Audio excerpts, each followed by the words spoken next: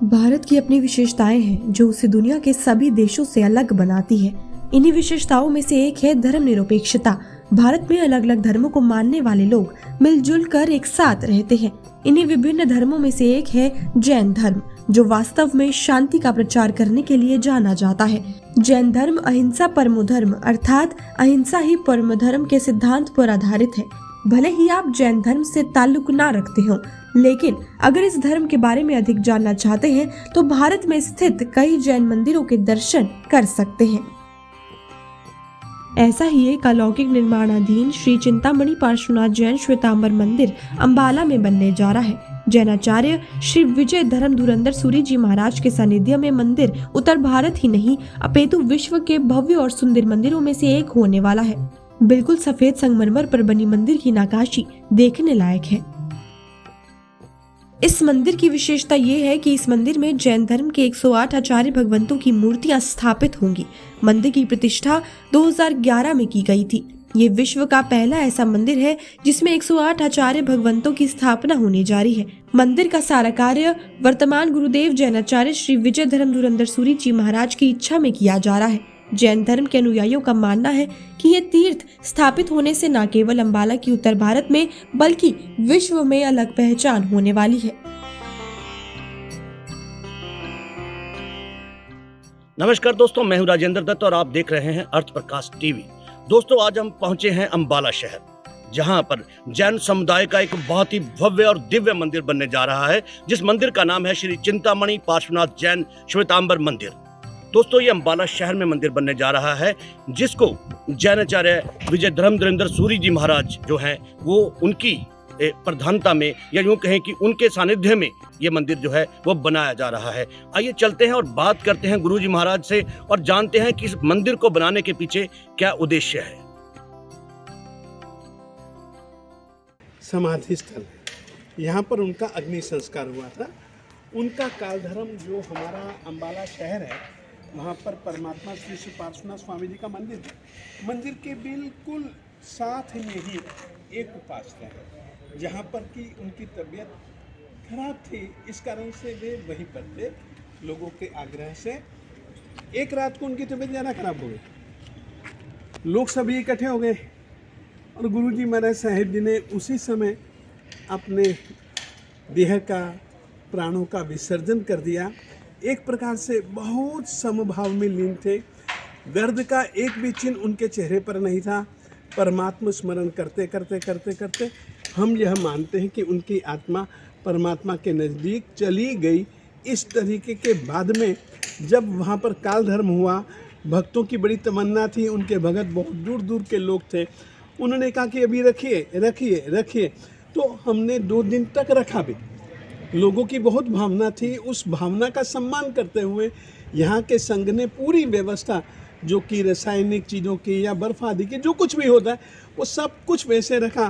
परंतु आखिर में वियोग तो निश्चित था। तो गुरु जी महाराज साहिब जी को अंबाला की गलियों में, नगरों में घूमते घूमते घूमते घूमते हजारों की संख्या में लोगों को साथ में लेकर के गुरु जी को यहाँ लाया गया और यहाँ पर एक थड़ा तब तक बना दिया गया था जी। ये सरकारी जगह थी और इस जगह पर एक थड़ा बना दिया गया। नेता लोगों से बातचीत करके बनाया था और यहाँ पर गुरु जी महाराज साहब जी का अग्नि संस्कार हुआ। तो महाकाली वो उस क्षेत्र के थे, तो बचपन में महाकाली माता जी की आराधना और वो उनकी कृपा रही। जब वे जैन साधु बन गए तो जैन साधु बनने के बाद में उन्होंने धीरे धीरे धीरे धीरे गुरु के निर्देशन के हिसाब से श्री माणिभद्र वीरदेव दादा जिस गच्छ समुदाय के वे परिवार के प्रमुख सभ्य थे, उस इष्ट गुरु की इष्ट देव तत्व की उन्होंने साधना की। साधना में कई प्रकार की उनकी परीक्षाएं हुई, परंतु वे हर परीक्षा में उत्तीर्ण हुए। जाति से क्षत्रिय थे, इसीलिए बहादुर तो बहुत थे। उसी बहादुरी का उपयोग उन्होंने साधना के क्षेत्र में किया और इन्होंने सिद्धियां पाई। तो जिन्होंने इनको दर्शन दे करके साधना का वरदान दिया, वो सामने ही हमारे श्री माणिभद्र वीरदेव दादा हैं और वहाँ पर उनकी धातु की प्रतिमा है, वहाँ पर भी मैं आपको लेकर के चलूँगा। जी। तो ये स्थल और ठीक उनका इनके साथ में, इनका उनके साथ में संबंध बना रहे। संबंध बना। हाँ जी, इस कारण से इस स्थान पर ही गुरु जी महाराज साहेब जी का अग्नि संस्कार के बाद में गुरु जी महाराज साहेब जी के इसके नीचे उनका अस्थि कलश भी है जी। उस कलश की स्मृति स्वरूप की कोई को भी देखना हो तो इस कलश के ठीक नीचे ही वह उनका अस्थि कलश है। और इस स्थान पर बाबा गुरु जी महाराज विजय इंद्रदिम्न सूरी जी महाराज कृपा यहाँ से भी बरसाते हैं और न जाने उनकी कैसी कैसी लीलाएं हैं, लोगों की इच्छाएं मंशाएं पूरी होती हैं। तो ये हमारा प्रमुख स्थल है।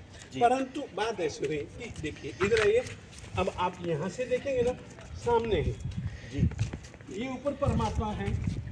अब ये जो है ना नीचे श्री माणिभद्र वीरदेव दादाजी का प्रतिष्ठित मंदिर, जिनकी स्थापना विजय रत्नाकर सुरेश्वर जी महाराज साहेब जी ने की थी।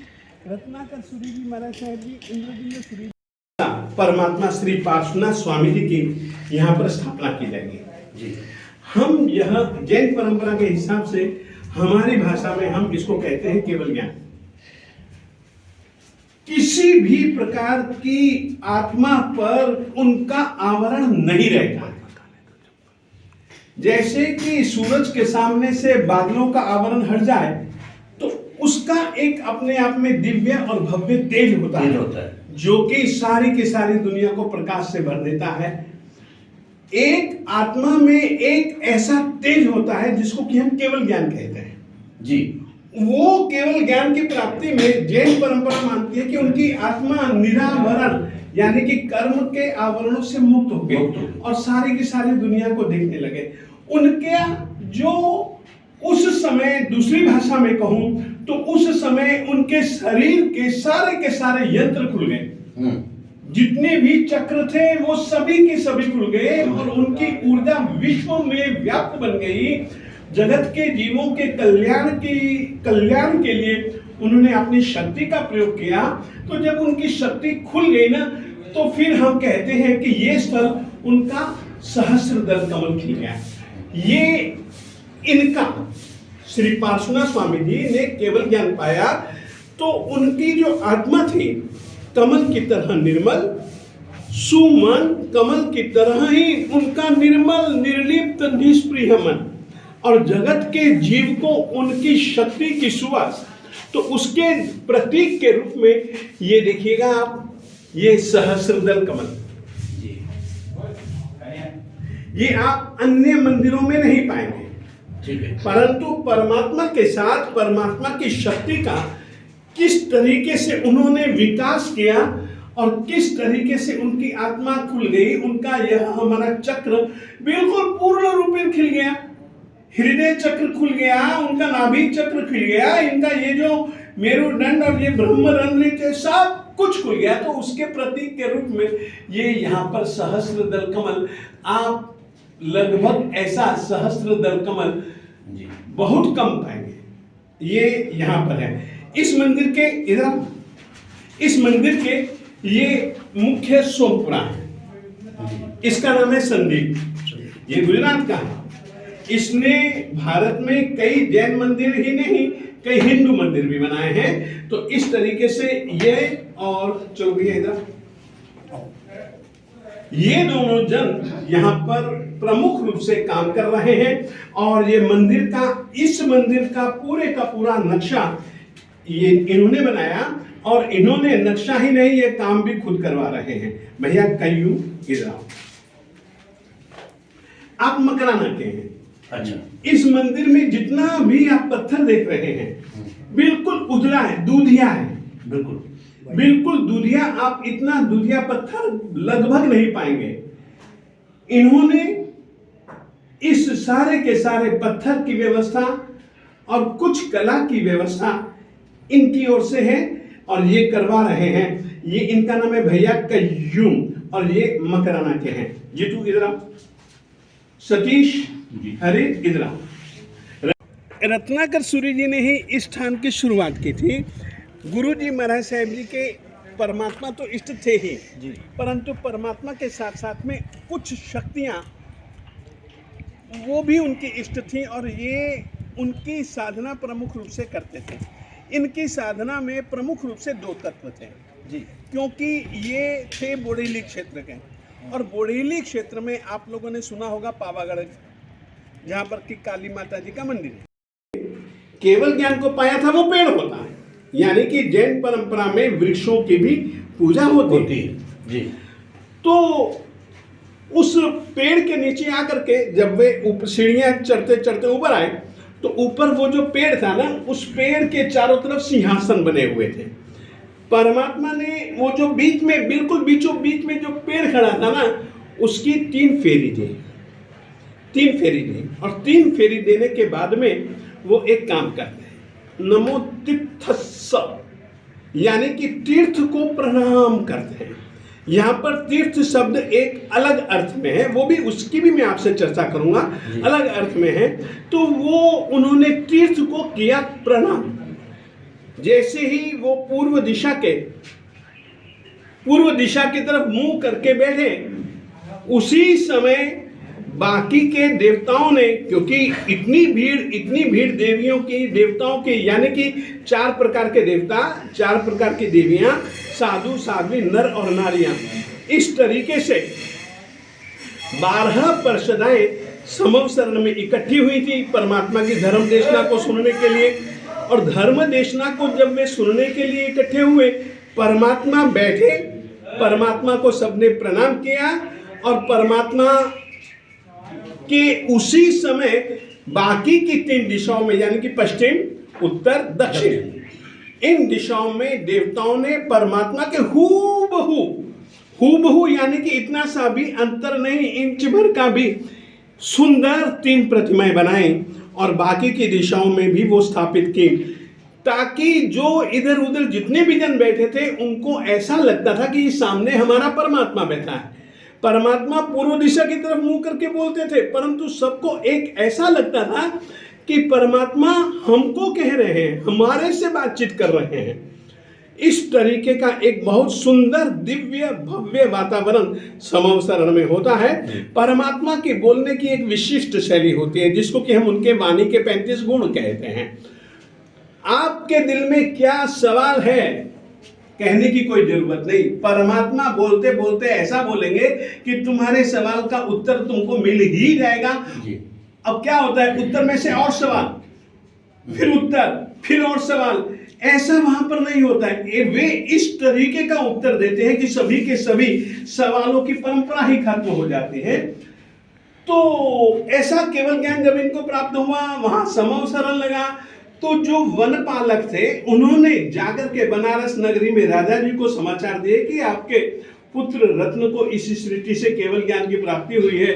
देवताओं ने आकर के ऐसा भव्य समव शरण रचा है, वहां पर पशु पंछी भी परमात्मा को देख रहे हैं, अपलक उनकी वाणी सुन रहे हैं, देवी देवता सब सुन रहे हैं। साहब, हम आपको बधाई देते हैं और आप श्री जी से प्रार्थना करते हैं कि पधारो पधारो पधारो। अश्वसेन राजा ने जैसे ही सुना तो उन्होंने कहा बहुत बहुत शुभ समाचार, देख अपनी ओर से बधाई देने वालों को खूब तरोताजा बना दिया उन्होंने तो। और ऐसी स्थिति में उन्होंने तुरंत तैयारी की। अपनी पत्नी वामा रानी को कहा कि अपने को उनके पास में जाना है। सारे के सारे सभा में बैठे हुए सभी सभासदों को कहा, प्रजाओं में डुन डुन डुन डुन डुन डुन डुन डिम डिम डिम डिम डिम डिम डिम, सब जन इकट्ठे हुए और सभी जनों के साथ में वे वहां पर पहली सभा में गए। वो पहली सभा थी। सब जन प्रजा के साथ में जाते हैं। वो कैसे जाते हैं प्रजा के साथ में, उसका छोटा सा अंश, पूरा तो हम दे ही नहीं सकते क्योंकि इतनी जगह भी नहीं है। छोटा सा अंश हम अभी आपको इस मंदिर की, जो कि भारत में उस तरीके का वरघोड़ा आप किसी भी मंदिर में नहीं पाएंगे जैसा कि इस मंदिर में बनाया गया है। वहां पर भी मैं अभी आपको ले चलूंगा। तो वो वरघोड़े के साथ में परमात्मा के पास में आए। इंद्र भी बैठा हुआ था, परमात्मा की उन्होंने 3 प्रदक्षिणा दी, वंदना की, उनका स्तुति पाठ किया। स्तुति पाठ करने के बाद में इंद्र के पीछे बैठ गए। मालिक की देशना को अपलक और खड़े कान अप्रमत्त बंद करके उन्होंने देशना सुनी। देशना सुनने के बाद में उसी दिन कुछ काम होते हैं जिसके कारण से ये तीर्थंकर कहलाते हैं। ये धर्म तीर्थ की स्थापना करते हैं। धर्म तीर्थ में प्रमुख रूप से 4 अंग होते हैं, साधु, साध्वी, श्रावक, श्राविका। अब क्या होता है, साधुओं को भी तो शिक्षा तो देनी पड़ेगी ना। तो साधुओं के जो ऊपरी होते हैं उनको गणधर कहा जाता है जी। गणधर, गण को संभालने के लिए परमात्मा ने उनको आज्ञा दी कि इतने सारे साधुओं को अब तुम्हारी जिम्मेदारी है, तुम संभालना जी। इनकी जरूरतें, इनको शिक्षा, इनको दीक्षा, इनको संयम, इनको चारित्र में स्थिर रखना, सारी जिम्मेदारी तुम्हारी। जो जिम्मेदारी संभालते हैं ना उनको गणधर कहा जाता है जी। और ये जिम्मेदारी स्वयं तीर्थंकर देते हैं।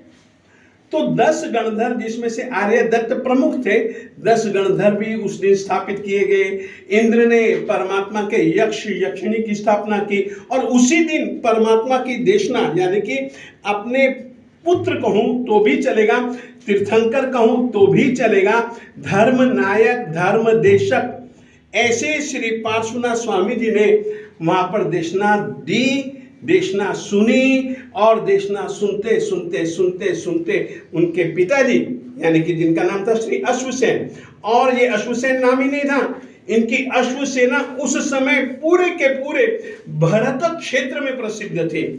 इनकी अश्वसेना के ये बहुत बड़े महारथी थे। तो इस तरीके के अश्वसेन राजा जी ने और परमात्मा की माता, जिनका नाम था वामा देवी जी, उन्होंने, और परमात्मा की जो श्रीमती थी प्रभावती देवी, उन्होंने दीक्षा ली, संन्यास लिया। इस तरीके से हमारे परमात्मा श्री पार्श्वनाथ स्वामी जी का यह मंदिर और उसका यह मूल गभारा, यह उसका मूल गभारा। और यहाँ पर आप सोच सकते हो कि कितना सुंदर एक सहस्रदल कमल, जो कि उनके आत्मा की विकास की यात्रा और अंतिम परिणति, यात्रा की अंतिम परिणति, यह हमने यहाँ पर सूचित की है। मान के कार्य की चिंता करने वाले ये अधिकारी गण हैं। ये लुधियाना के हैं, हर्षपाल जी इनका नाम है, ये अंबाला के हैं, इनका नाम भैया सतीश जी है, ये बीकानेर का है, राजस्थान का है, बीकानेर का है, इसका नाम है जीतू पारेख है, ये मुंबई रहता है, वैसे ये पंजाबी है, इसका नाम हरित पंजाबी है। और यह है रजत, सुनी कितना, ये है रजत, और ये रजत जी यहीं पर रह करके ये इस संस्थान के एक प्रकार से कहें तो कोषाध्यक्ष हैं।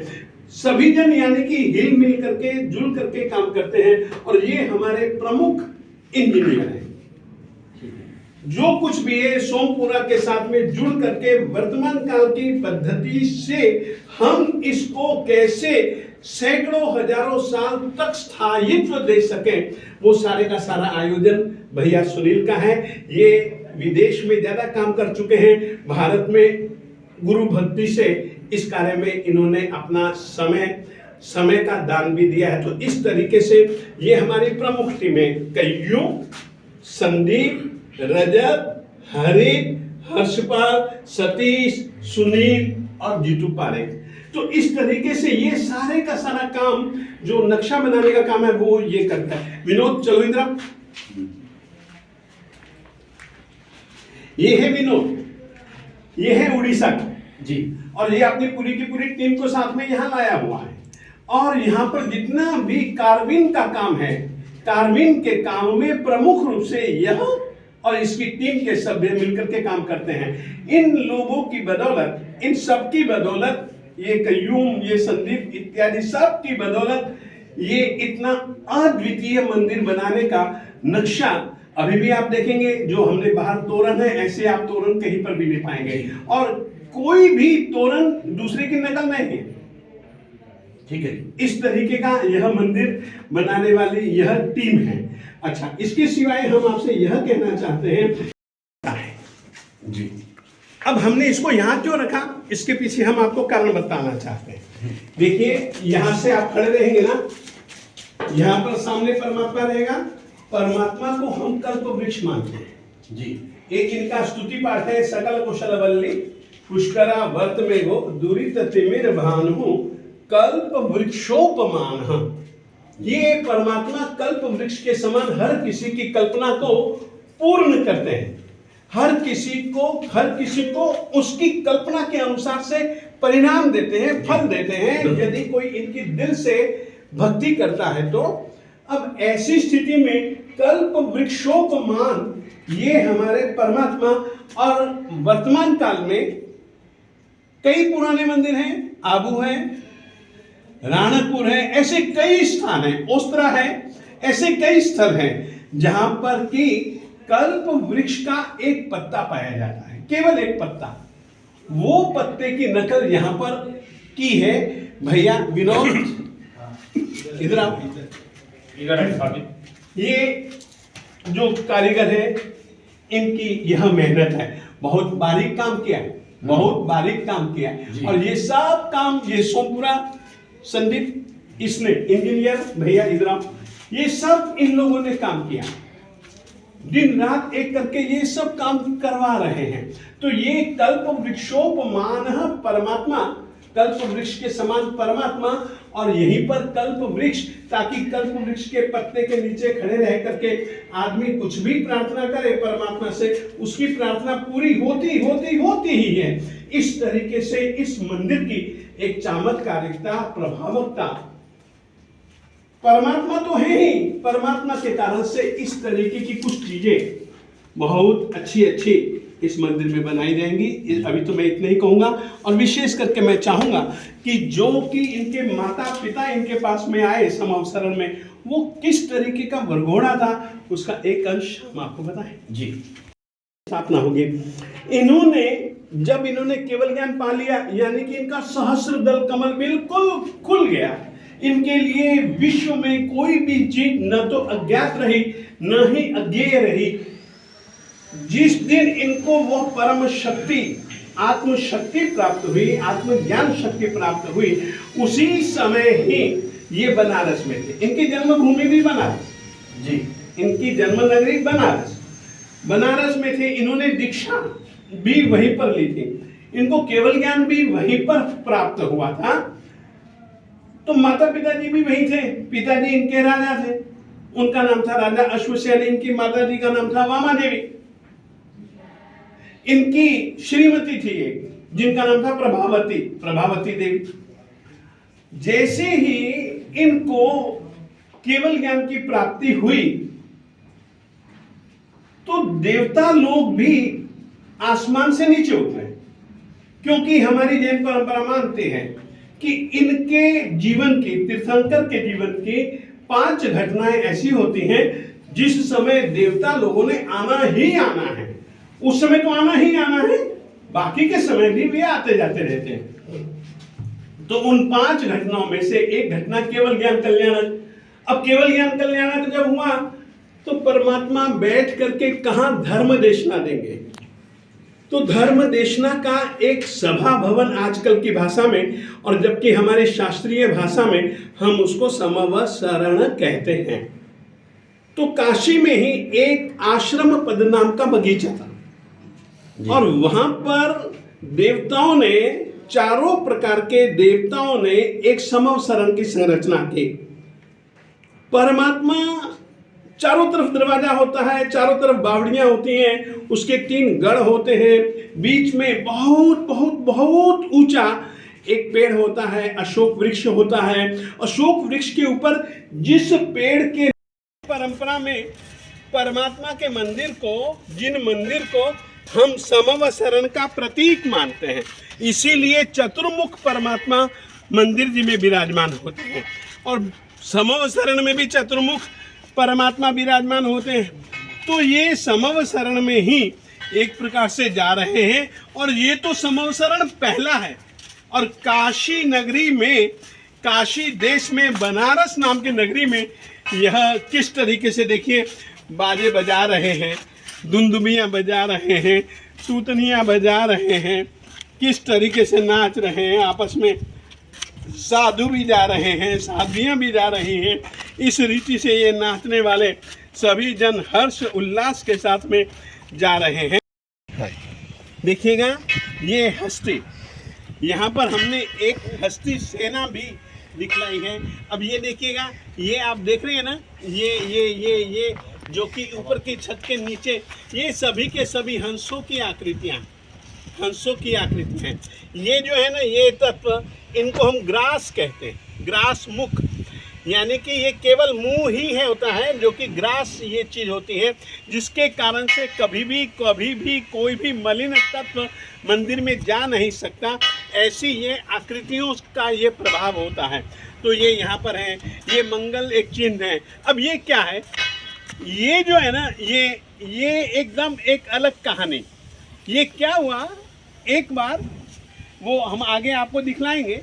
वहाँ पर क्या हुआ कि पार्श्वनाथ स्वामी जी एक तालाब के किनारे पर खड़े हुए थे।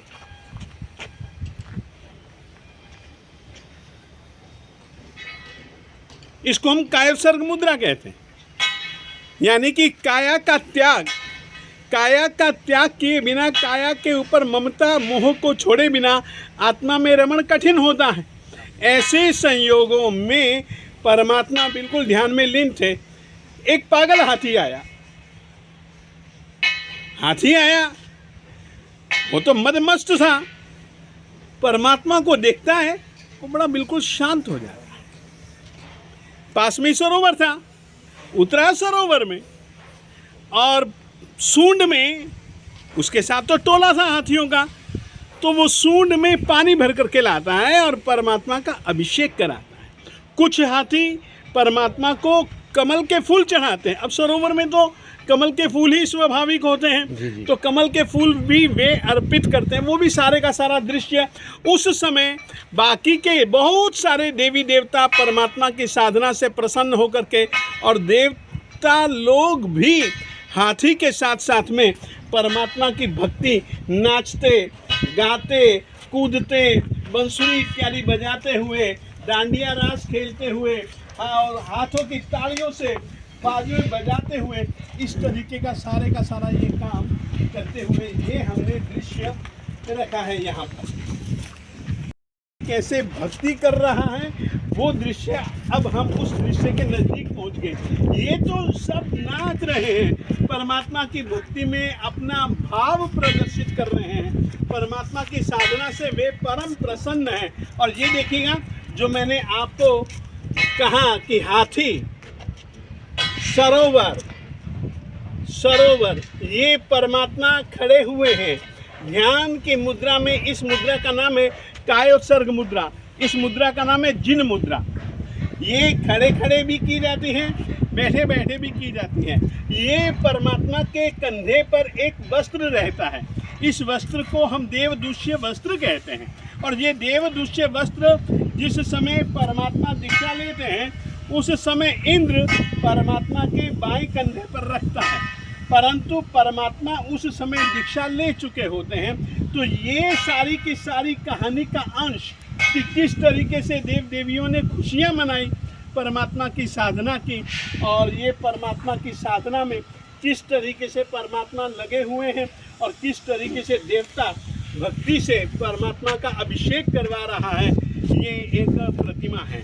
तो इस तरीके से ये भी पार्श्वनाथ स्वामी जी की ज़िंदगी की कहानी है। ये किस तरीके से फूल, कमल के फूल सरोवर से तोड़ करके लाते हैं और वे किस तरीके से कमल के फूल परमात्मा को अर्पित करते हैं, ये सब कुछ स्मरण कहानी के अनुसार ये कहानी का ही एक हिस्सा है।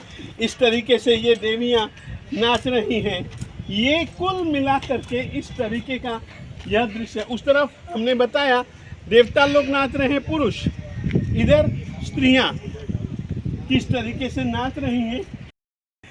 ये मंदिर श्रीमद विजय इंद्रदिन्य सुरेश्वर जी महाराज साहिब जी का समाधि मंदिर भी है, जिन मंदिर भी है, और यहाँ पर 108 जिन शासन के प्रभावक महापुरुषों की प्रतिमाएं भी रखी जाने वाली हैं। और इसके अतिरिक्त परमात्मा श्री पार्श्वनाथ स्वामी जी के 10 भव भी यहाँ पर पट्टों के रूप में विद्यमान रहेंगे। 108 प्रतिमाएं रहेंगी।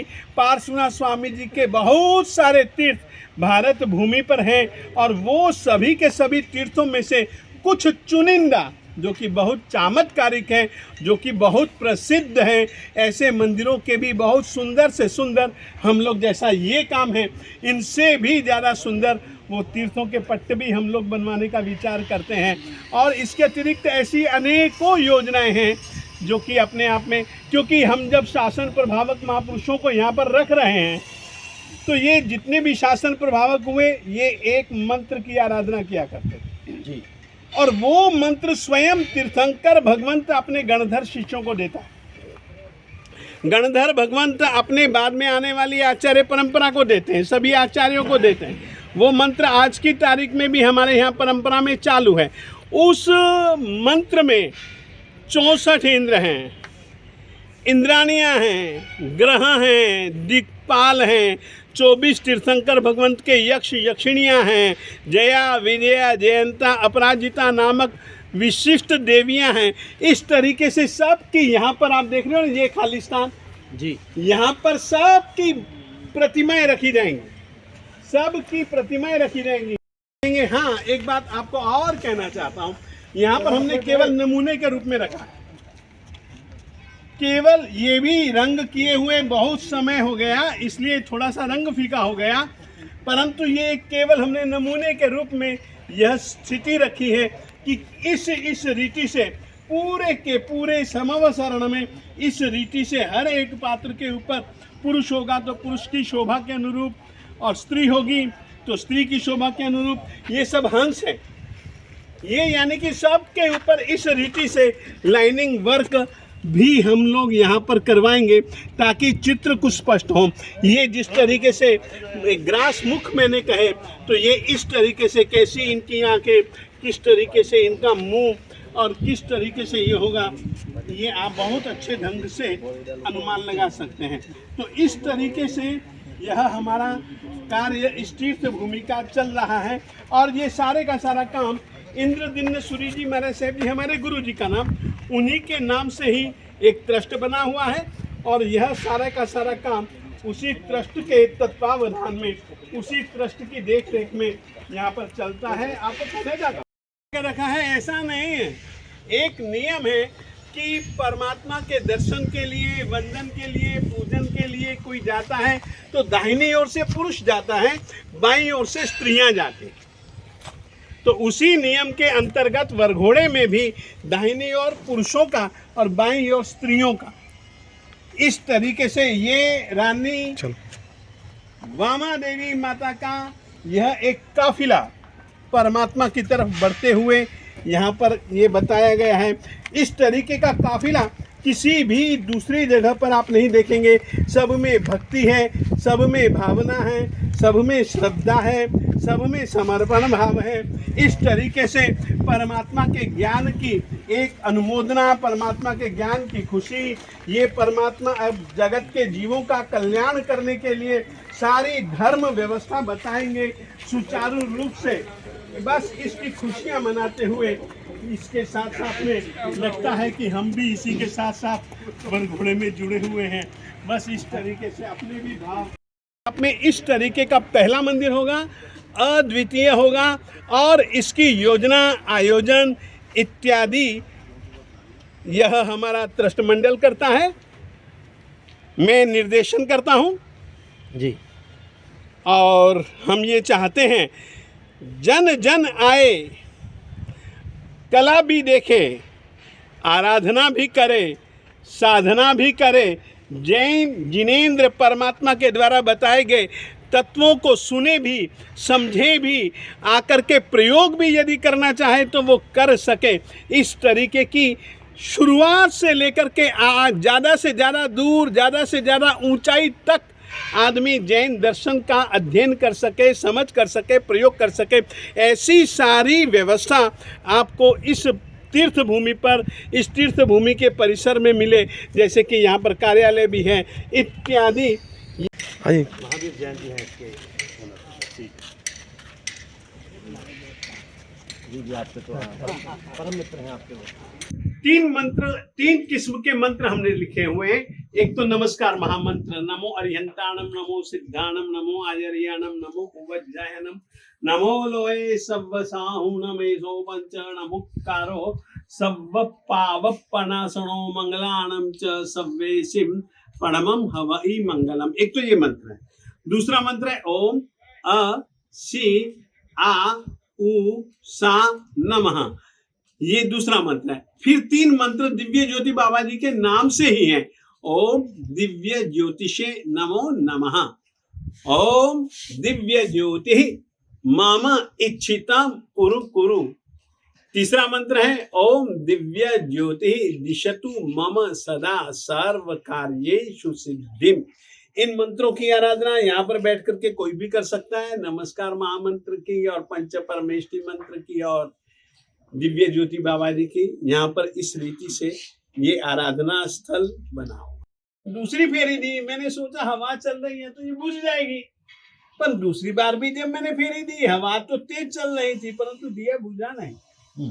तो फिर मैंने पूछा मैं आऊं, मैं आई कम इन सर? उन्होंने कहा नहीं, यूं ज्योति ही है। तो उन्होंने मना कर दिया। तो मैंने कहा ठीक है चलो, उनकी मर्जी नहीं है तो छोड़ दो। परंतु मैंने क्रम छोड़ा नहीं, मैं तो मंत्र गिनते हुए फेरी दे रहा था। फेरी देते देते जब तीसरी बार मैं इधर आया तो मैंने फिर से बोला क्या मैं आऊं? उन्होंने कहा आजा, यानी कि यूं उन्होंने इशारा किया कि आजा। तो मैं यहाँ आया, दिए के पास में गया, जलता हुआ दिया मैंने देखा। जलता हुआ जब मैंने दिया देखा तो मैंने पूछा सर जी आप क्या चाहते हैं? उन्होंने मेरे मन में भाव पैदा किया हम स्थान चाहते हैं। तो मैंने कहा ठीक है चलो हम आपको स्थान दे देंगे, मगर आप हमको क्या दोगे? लेन देन की बात ही यदि करनी है तो फिर मैं भी तो पूछने का हकदार हूं ना कि आपसे लेके मुझको क्या देंगे। इन्होंने मेरे मन में भाव लिया कि तुम क्या चाहते हो। मैंने कहा ये स्थान निराबाद रूप से पूरा बनना चाहिए और ये स्थान अप्रतिम बनना चाहिए। उस विषय में मैं आपसे सहायता सहयोग की अपेक्षा करता हूं। इन्होंने कहा यदि तू स्थान देगा तो हम तुझको ये काम कर देंगे। तो मैंने कहा ठीक है। अब क्या हुआ, मैंने समझा कि ये तो जिम्मेदारी, अब स्थान देना मेरी जिम्मेदारी होगी, स्थान बनवाना मेरी खुद की निजी जिम्मेदारी होगी, किसी दूसरे से तो मैंने पूछा ही नहीं है और कोई मानेगा भी क्यों। फिर मैंने ट्रस्टियों से बातचीत की, ट्रस्टियों से सबसे मैंने बातचीत करके सबने कहा गुरुजी जैसी आपकी इच्छा हो आप कर सकते हो।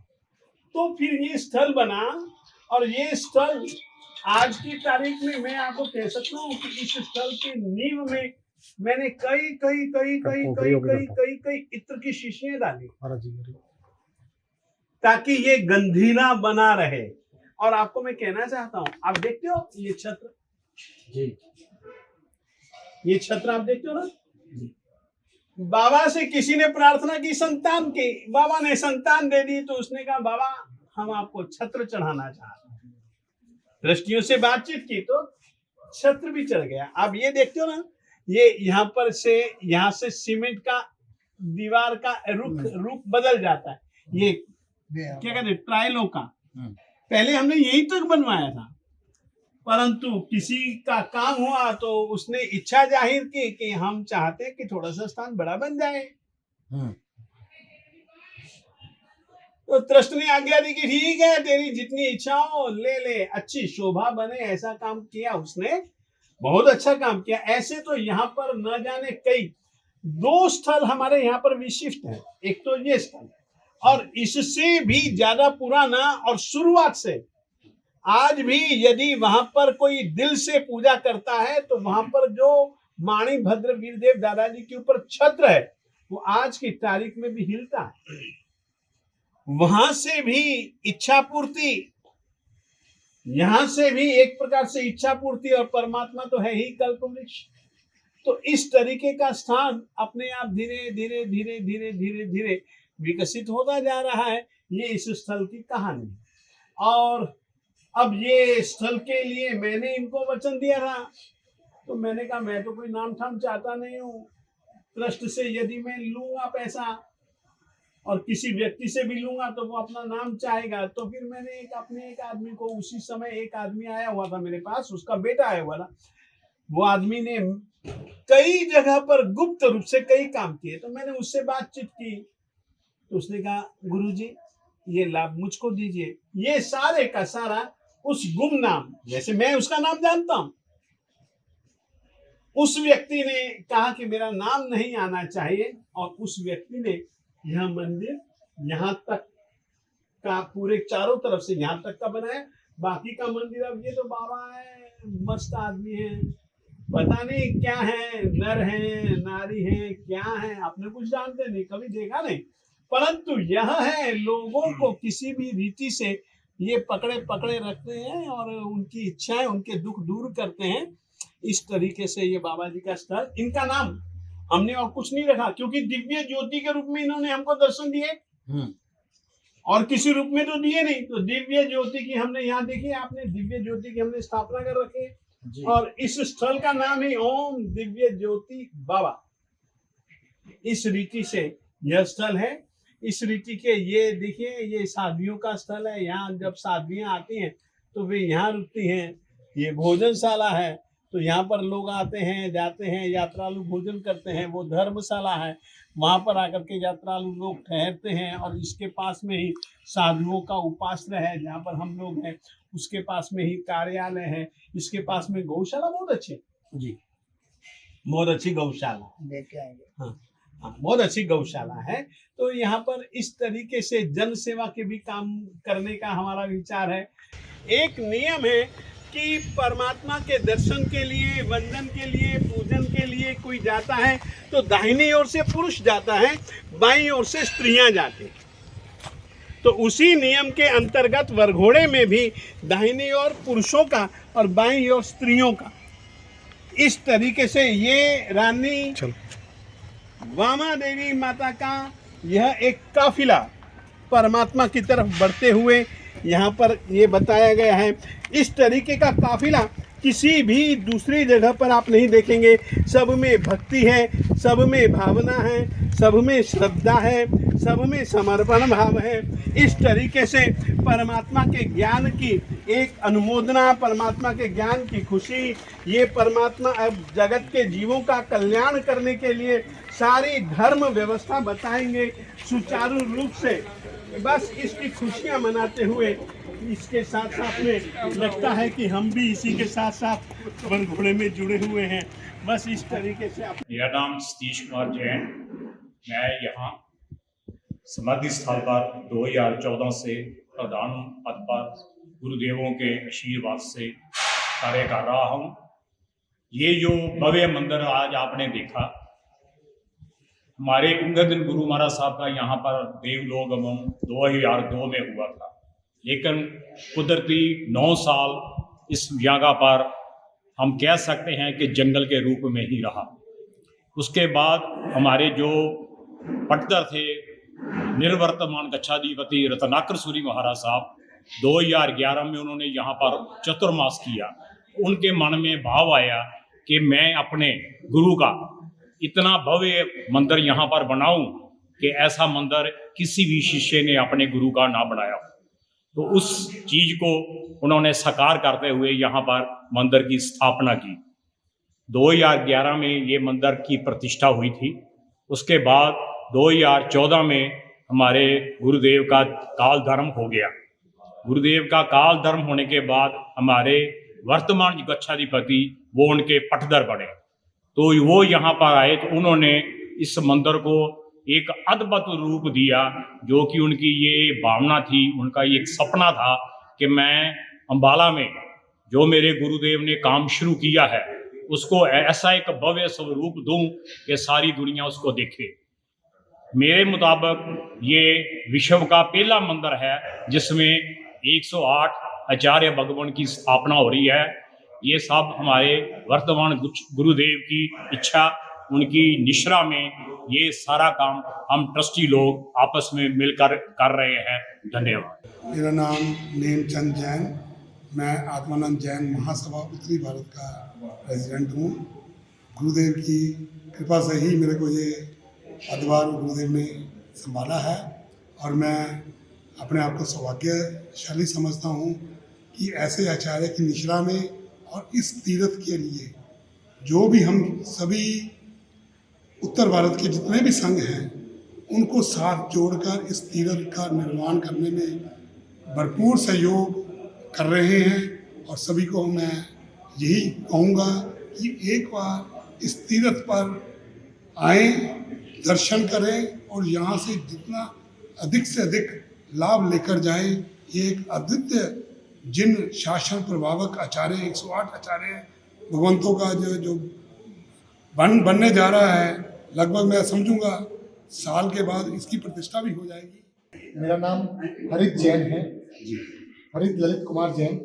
वैसे मैं पंजाब पट्टी का हूँ, मुंबई रहता हूँ और मैं इस तीर्थ का मंत्री का मुझे भार सौंपा गया है।